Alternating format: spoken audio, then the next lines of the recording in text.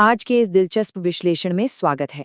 आज हम इंटरनेट के एक ऐसे कोने की बात करने वाले हैं जिसने तहलका मचा रखा है। हम बात कर रहे हैं देसी 3D एनिमेशन कॉमेडी की। इन कार्टून्स के व्यूज लाखों करोड़ों में होते हैं, चाहे वो दावत के किस्से हों या सर्दियों में नहाने का डर। आज हम इस जबरदस्त कॉमेडी के पीछे की पूरी इंजीनियरिंग को डिकोड करेंगे। हम देखेंगे कि कैसे ये क्रिएटर्स हमारी असल जिंदगी को ही एक मजेदार कार्टून में बदल देते हैं। तो चलिए सीधे मुद्दे पर आते हैं। आखिर ऐसा क्या है जो लाखों करोड़ों लोगों को एक मोहल्ले के भंडारे वाले साधारण से कार्टून पर चिपकाए रखता है? कोई हॉलीवुड लेवल के ग्राफिक्स नहीं है यहाँ, फिर भी व्यूज आसमान छू रहे हैं। आज हम इसी रहस्य से पर्दा उठाएंगे और इसके पीछे के असली मनोविज्ञान को समझेंगे। इस विश्लेषण में हम इन 5 खास पहलुओं पर गौर करेंगे। पहला, देसी कॉमेडी का जादू। दूसरा, रोजमर्रा की जिंदगी की परेशानियां। तीसरा, आधुनिक यमलोक का अद्भुत नजारा। चौथा, झूठा दिखावा और शादियां। और आखिर में सफलता का वो हिट फॉर्मूला। शुरुआत करते हैं हमारे पहले भाग से, देसी कॉमेडी का जादू। और चलिए डिकोड करते हैं डिजिटल ह्यूमर के उन किरदारों को जिन्हें हम सब बहुत अच्छे से पहचानते हैं। देखिए, इन एनिमेटेड कहानियों की जान ना इनके किरदार ही होते हैं। ये ऐसे चेहरे हैं जो हर गली मोहल्ले में मिल जाएंगे। जैसे वो हमेशा काम के बोझ तले दबी झल्लाने वाली पत्नी सुनीता, जो बर्तन पटकते हुए हर बात पर शिकायत करती है।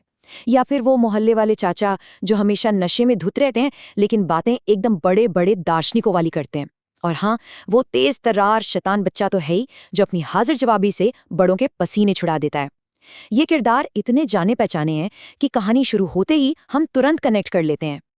अब बढ़ते हैं दूसरे भाग की तरफ, रोजमर्रा की जिंदगी की परेशानियां।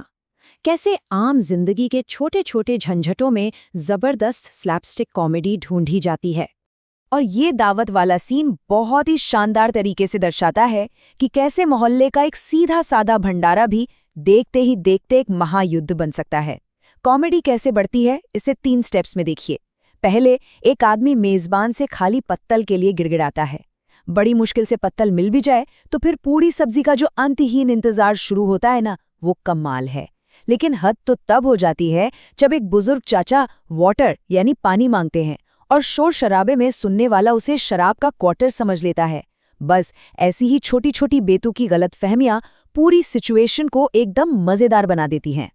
इसी भंडारे के बीच में एक बड़ा ही ठेठ और मजेदार शब्द सुनाई देता है, तूफान मेल।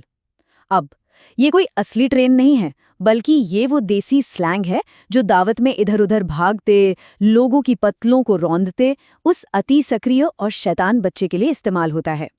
ये एकदम ठेठ स्थानीय भाषा और बैकग्राउंड की ये बेतुकी हरकतें इस पूरी सिचुएशन को एकदम रियल और हास्यास्पद बना देती हैं। अब आम जिंदगी की सर्दियों वाली सुबह का ये किस्सा देखिए। ठंडे पानी से नहाने और स्कूल जाने से बचने के लिए एक बच्चा झल्लाकर कहता है, रोज रोज स्कूल जाके मेरा दिमाग खराब होता है। और मजे की बात यह है कि उसके पिता और उनके दोस्त बाहर आराम से अलाव ताप रहे हैं। ये डायलॉग और सर्दियों के वो ठंडे दिन, सच कहूं तो ये कॉम्बिनेशन इतना सटीक है कि हंसी रोके नहीं रुकती। हम सबने कभी ना कभी सर्दियों की सुबह नहाने से बचने के लिए बिल्कुल ऐसे ही बहाने जो बनाए हैं। हमारा तीसरा भाग है आधुनिक यमलोक का अद्भुत नजारा। चलिए देखते हैं कि पौराणिक कथाओं और आज की कॉर्पोरेट तकनीक का ये बेतुका मिश्रण कैसे काम करता है। बचपन से यमलोक की एक खास छवि दिमाग में रही है ना? कर्मों की भारी भरकम किताबें और यमराज की दिव्य दृष्टि। लेकिन इन क्रिएटर्स का यमलोक बिल्कुल अलग है। यहाँ यमराज और चित्रगुप्त कर्मों की किताब नहीं बल्कि लैपटॉप लेकर बैठे हैं। उनका सिस्टम हैंग हो जाता है, उनकी पेन ड्राइव चोरी हो जाती है और मशीन खराब होने पर यमराज को उसे सर्विस सेंटर भेजना पड़ता है। ये बेतुकापन अपने आप में एक बिल्कुल नई और मजेदार दुनिया खड़ी कर देता है।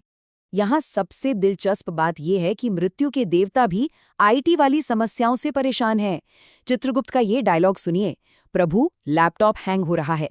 जरा सोचिए, यमराज जिन्हें तुरंत प्राण हरने हैं वो इसलिए काम नहीं कर पा रहे क्योंकि उनका कंप्यूटर स्लो है। क्रिएटर्स ने यहाँ बिना कोई लंबा चौड़ा ज्ञान दिए सिर्फ एक छोटी सी परिस्थिति से बोलकर नहीं, दिखाकर बताने वाली अप्रोच का बेहतरीन इस्तेमाल किया है। और ये कहानी तब और भी ज्यादा हास्यास्पद हो जाती है जब बुलंद शहर का एक शातिर चोर यमलोक से एक अकेली पेन ड्राइव ही चुरा लेता है। अब हम सोचेंगे उस पेन ड्राइव में है क्या? पूरे 4 युगों का डेटा। जी हाँ, 4 युगों के कर्मों का हिसाब किताब एक छोटी सी डिवाइस में। अब नतीजा ये होता है कि खुद यमराज और देवताओं को उस चोर से मोल भाव करने के लिए धरती पर आना पड़ता है। ये एक ऐसा शानदार मिनी नैरेटिव है जो ध्यान खींचने में कोई कसर नहीं छोड़ता। अब आते हैं चौथे भाग पर, झूठा दिखावा और शादियां। अरेंज मैरिज की बैठकों के जरिए ये क्रिएटर्स समाज के झूठे दिखावे पर कैसे करारी चोट करते हैं, आइए देखते हैं।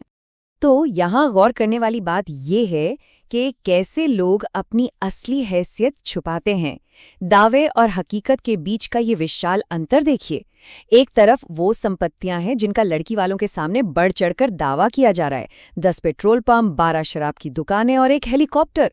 और असल हकीकत क्या है? ये लोग दरअसल दूध वाले के 12,420 रुपए के कर्ज से बचने के लिए छिपते फिर रहे हैं। शादी की बातचीत में अपना रुतबा बढ़ाकर बताने की सामाजिक आदत को बहुत ही बेबाकी से और मजेदार तरीके से बेनकाब किया गया है। और हाँ, ये दिखावा सिर्फ पैसों तक ही सीमित नहीं है।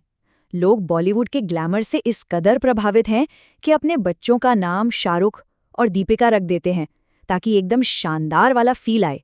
लेकिन हकीकत, उनका शाहरुख बात करते हुए हकलाता है, यानी तोतला है, और उनकी दीपिका सांवले रंग की है, जिसे समाज की तथाकथित स्वीकृति के लिए चेहरे पर ढेर सारा सफेद पाउडर लगाना पड़ता है। यहाँ गोरे रंग और झूठी शान को लेकर समाज की सोच का बहुत ही बारीकी से मजाक उड़ाया गया है।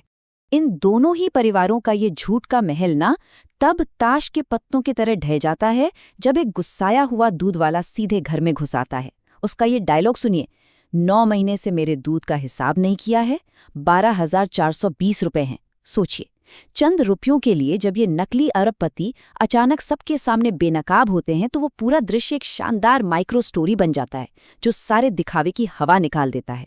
और अंत में इस विश्लेषण का सबसे महत्वपूर्ण हिस्सा, सफलता का हिट फॉर्मूला। चलिए समझते हैं कि इस शैली की कॉमेडी तकनीक आखिर काम कैसे करती है। इन सभी पहलुओं को एक साथ मिलाने से ही बनता है ये सीक्रेट फॉर्मूला। सबसे पहले, रोजमर्रा की आम परेशानियों को एकदम बढ़ा चढ़ाकर पेश करना। दूसरा, पौराणिक कथाओं और आधुनिक तकनीक का एकदम अजीब और बेतुका मिश्रण तैयार करना। तीसरा, सामाजिक दिखावे और झूठे रुतबे का बिना डरे करारा मजाक उड़ाना। और सबसे खास, बिना किसी फिल्टर की एकदम असली और ठेठ स्थानीय भाषा का इस्तेमाल जो सीधे दिल पर जाकर लगती है।